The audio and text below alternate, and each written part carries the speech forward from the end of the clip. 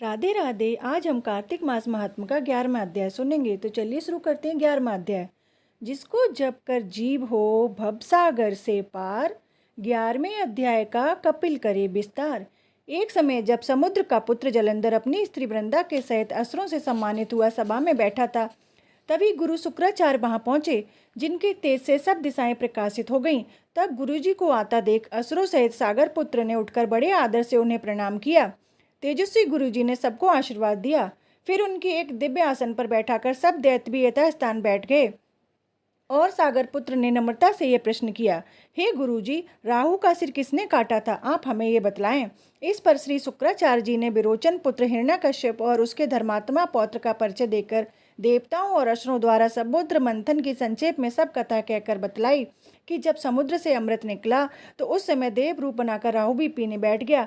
इस पर इंद्र के पक्षातापी भगवान विष्णु ने राहु का सिर काट डाला।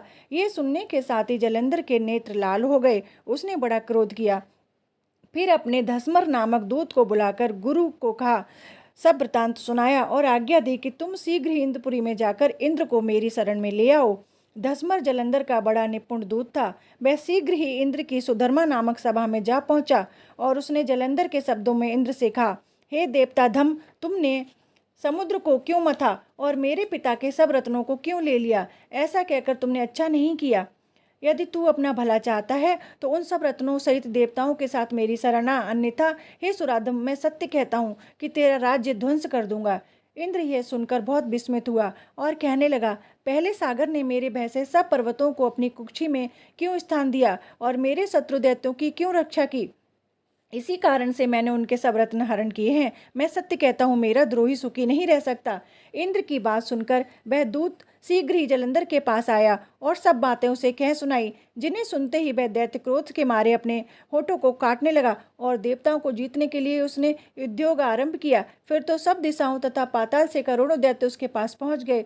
शुंभ निशुंभ सेनापतियों के साथ लेकर जलंधर इंद्र से युद्ध करने लगा। शीघ्र ही उसने इंद्र के नंद वन में अपनी विशाल सेना उतार दी।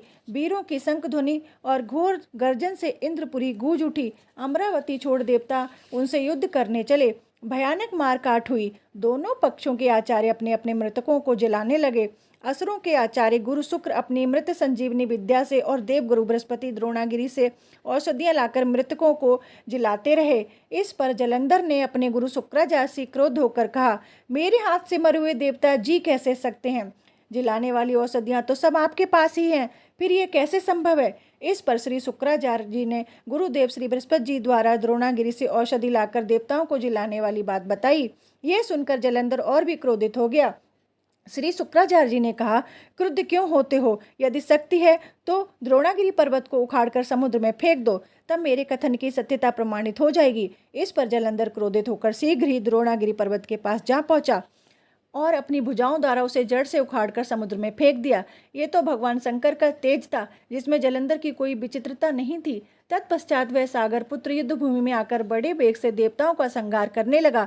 जब गुरु बृहस्पति औषधि लेने के लिए द्रोणागिरी पर्वत पर पहुंचे तो द्रोणागिरी की जगह वहां पर उन्हें सूना मैदान मिला। तब वह भयभीत होकर देवताओं के पास आए और कहा, युद्ध बंद कर दो, तुम लोग अब जलंधर को नहीं जीत सकोगे। पहले इंद्र ने जो भगवान शंकर का अपमान किया था, यह उसी का फल है। यह सुनकर देवता युद्ध की आशा त्याग अत्यंत व्याकुल हो इधर उधर भाग निकले। सिंधु सुत निर्भय होकर अमरावती में प्रविष्ट हो गया।